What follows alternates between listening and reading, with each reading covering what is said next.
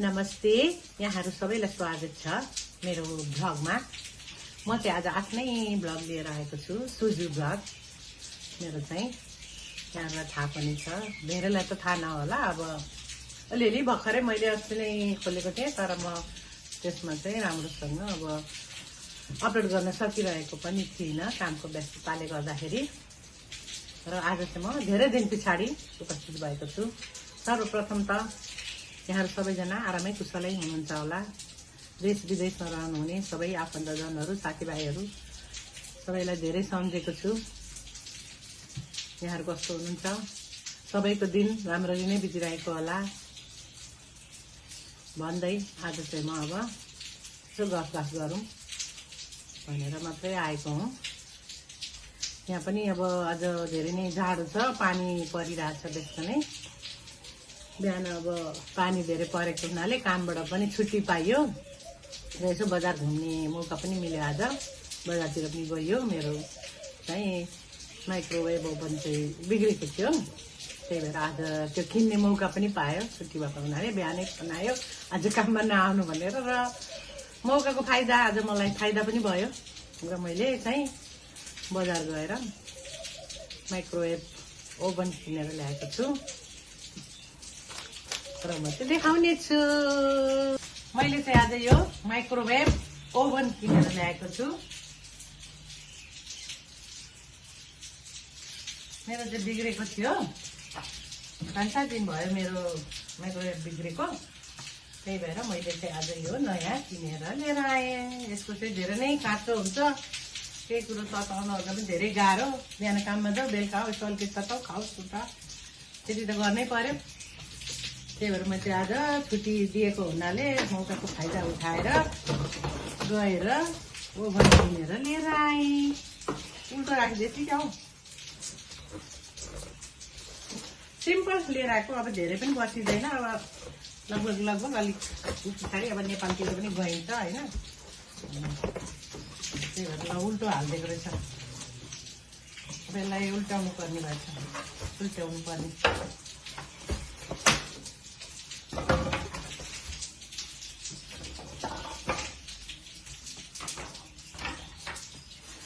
उल्टो पारेर हाल्दै रहेछ बा, के गर्ने होला नि, कसरी गर्ने अब यसलाई।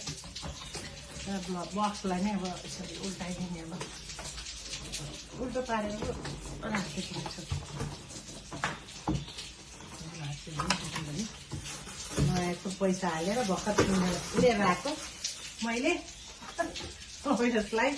अब चाहिँ म यसलाई अनबक्सिङ गर्दैछु। आज मेरो घरमा नयाँ सामान आएको छ। मैले चाहिँ आज किनेर ल्याएको यो माइक्रोवेभ ओभन चाहिँ यो है, हेर्नु सकिन्छ। यो भएन भने त हात भाँचे बराबर हुन्छ। यो हो, यो त एकदम जरुरी छ खाना तताएर खानुलाई। अनि यो चाहिँ मैले 350, 10, 20, 30, 40, 50, 350 मा किनेर लिएर आएको। नेपालको झन्डै 15,000 पर्यो होला यसलाई। नेपालमा कति लिन्छ थाहा भएन। ऊ पुरानो त्यहाँ पढिरहेछ, अब त्यसलाई फाल्न जाने हो अब एकछिनमा। झन्डै सेम टु सेमै रहेछ, एउटै कम्पनी हो कि के हो? एउटै रहेछ त। ल, सेम कम्पनी परेछ। यही हो आजको उपलब्धि भनेको, यही हो। यत्रो दिन छुट्टी नभएर भ्याएको थिएन यतिका दिनसम्म। अब आज चाहिँ छुट्टी पनि पाइयो।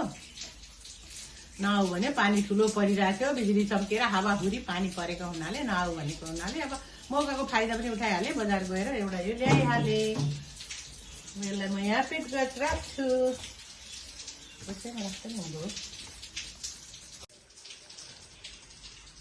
मैले किनेर ल्याएको माइक्रोवेभ चाहिँ यही नै हो।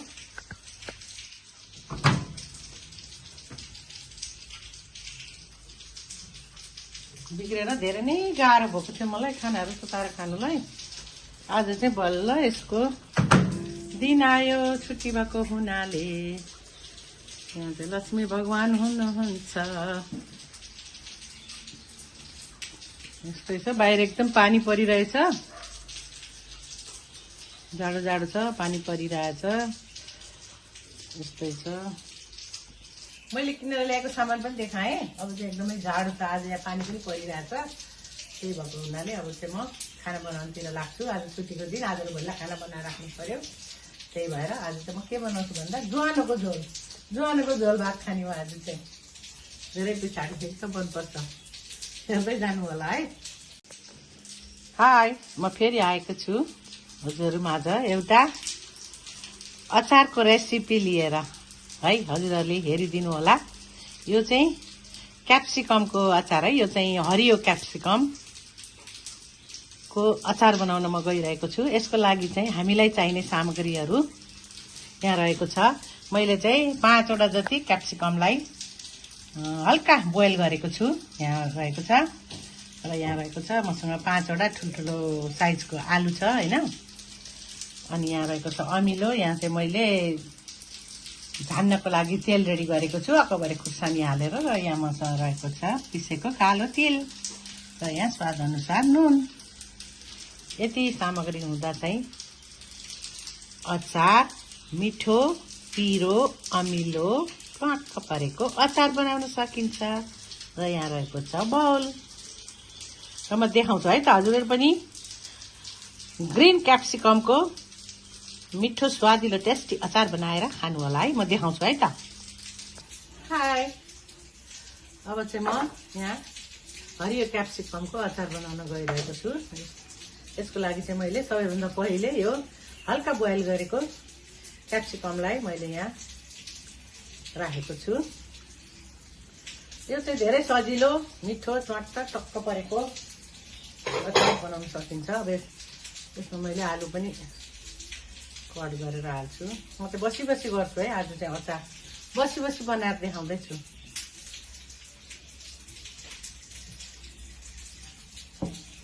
5 वटा जति मैले आलु लिएको छु।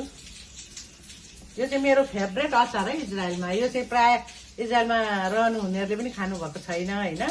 मैले पहिला बनाएर खिलाउँथेँ अनि उहाँहरूले कसरी बनाएको भनेर भन्नुहुन्थ्यो होइन। अब उहाँहरूले हेर्नु होला, इजरायलमा रहनु हुने साथीभाइहरूले पनि हेर्नु होला यो चाहिँ कसरी बनाउने भनेर होइन। उहाँहरूले खानुभएको छैन, यो चाहिँ फर्स्टचोटि हो। अब चाहिँ यसमा मैले नुन राख्दैछु। नुन चाहिँ अब कसैले अलि कडा खानुहुन्छ, कसैले अलिक कमै खानुहुन्छ होइन।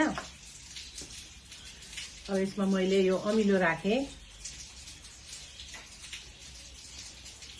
अब यसमा मैले यो कालो तिल राखेँ।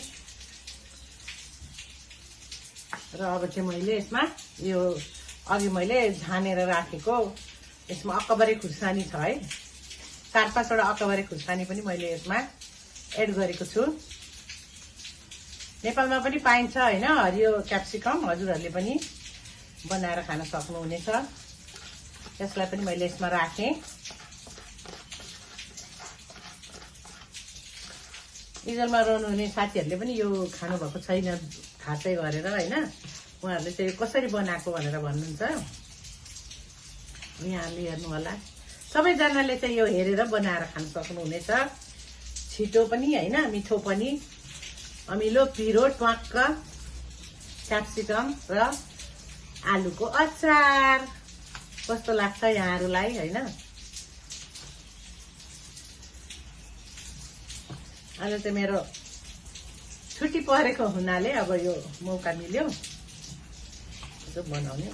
मलाई आफैलाई यहाँ खाउँ भइसक्यो अचार। फेरि म एकदमै बनाउनमा एकदम बनाउने अनि खुवाउने साथीभाइहरूलाई।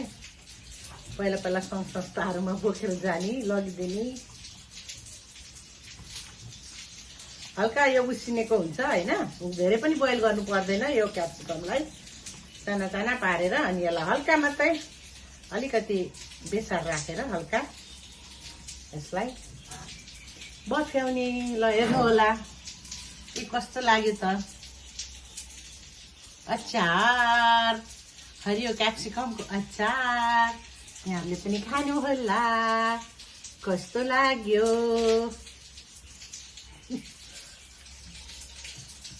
राम्रो भयो कि भएन हेर्दैखेरि ट्वाक्क चट्ट परेको मिठो होला जस्तो छ होइन। अब एकछिनमा म ज्वानोको झोल बनाउँछु अनि राइस बनाउँछु राइस कुकरमा जोडेर। त्यस पछाडि म फेरि आउने छु। यहाँहरू सबैमा फेरि पनि सुजाताको किचनमा स्वागत छ। यो चाहिँ मेरो भ्लगमा हुनेछ है, सुजु भ्लगमा, त्यहाँ गएर हेरिदिनु होला। र म केही दिनमा त्यसको नाम पनि चेन्ज गर्नेवाला छु। अहिले चाहिँ जाडो पनि छ, पानी पनि परेको छ, चिसो पनि छ, त्यही भएर अलिकति यहाँ आफैलाई सुरक्षित गर्नु परेको छ। घाँटी पनि दुखिरहेको छ होइन, पानीले गर्दा अलिकति डिस्टर्ब पनि आइरहेको छ। मैले चाहिँ अब ज्वानो बनाउन गइरहेको छु जाडोमा, तातो तातो ज्वानो। मलाई चाहिँ एकदम मनपर्छ, हजुरहरूलाई मनपर्छ कि पर्दैन होइन। यसको लागि मैले घिउ राख्न गइरहेको छु। मलाई घिउ चाहिँ फेरि ज्वानोमा एकदमै मनपर्छ, धेरै, थोरै पनि होइन। जति घिउ हाले पनि नपुग्ने, कति हालिसकेँ। आज चाहिँ घिउ भात ज्वानो मजाले। यो चाहिँ मैले आफैले घरमा बटर ल्याएर खाएको, तातो तातो, तातो होइन है, अस्ति बनाएको हो, मिठो घिउ।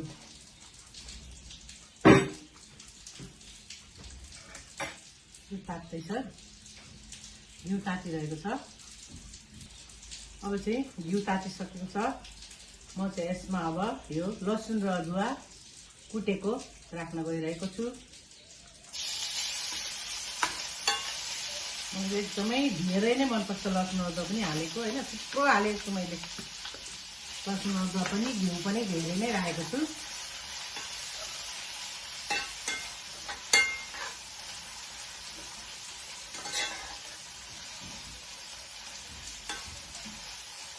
हजुरहरूको कसलाई मनपर्छ जाडोमा तातो तातो ज्वानोको झोल, यहाँहरूले हेरेर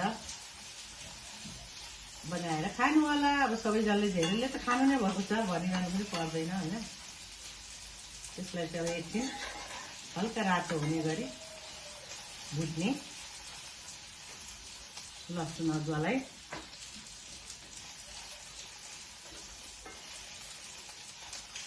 राइस कुकरमा मेरो यहाँ खाना पनि बन्दैछ। राइस कुकर खाना जोडी पनि सकेँ।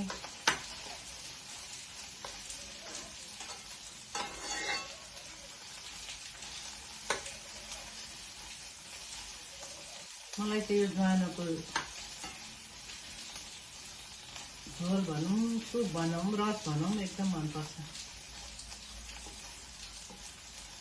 यो चाहिँ हल्का फ्राई हुँदैछ, यसलाई अलिकति हल्का भुट्नुपर्छ। तातो तातो ज्वानोको झोल यहाँ देख्न सकिन्छ। कसलाई मनपर्छ, रामलेमा नजिक हुनुहुन्छ भने साथीभाइहरू आउनु होला खाना खानको लागि। खाना रेडी छ। म फेरि आइसकेको छु। मेरो खाना चाहिँ अब रेडी भयो। यहाँ छ ज्वानोको झोल, यहाँ छ क्याप्सिकमको अचार, यहाँ छ प्याज, मसँग रहेको छ पापड। आज चाहिँ मैले खासै केही बनाइनँ, आज सिम्पल खाना खाने, त्यो पनि हातले, नेपाली स्टाइलमा। आज चम्चाले नखाने, हातले खाने, मजाले इन्जोय गरेर। वाउ, तातो तातो ज्वानोको झोलसँग राइस। यहाँहरू पनि आउनु होला है खाना खानलाई। खाएँ त, वा टेस्टी, मिठो भएछ। अप्ठ्यारो हुन्छ क्या चम्चाले खाने, बानी हाल्ने खाएको अप्ठ्यारो हुँदो रहेछ, बानी नभएर।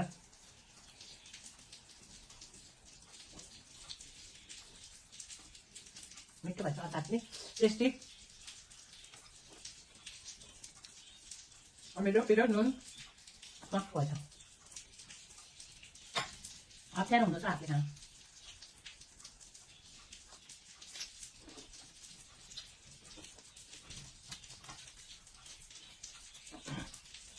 आज छुट्टी चाहिँ यसरी बनाइयो,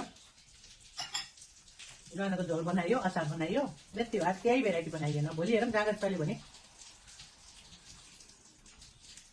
जाँगर चल्यो भने केही बनाइन्छ कि भन्दै जाउँ।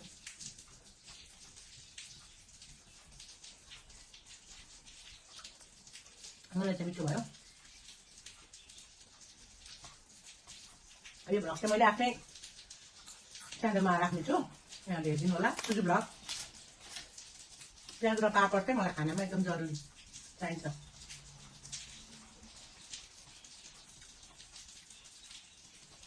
भोलिपर्सिमा नेपाल आयो भने याद गर्नु होला साथीलाई।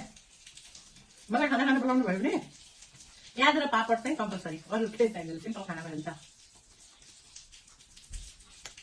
प्याज र पापड चाहिन्छ, याद गरिरहनु होला। मजाक गरेको है।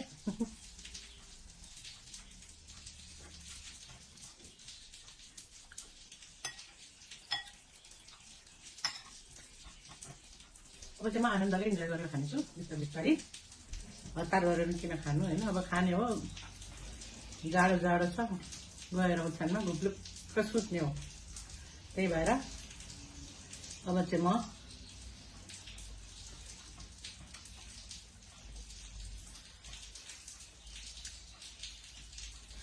म यहाँहरू माझबाट बिदा हुन चाहन्छु।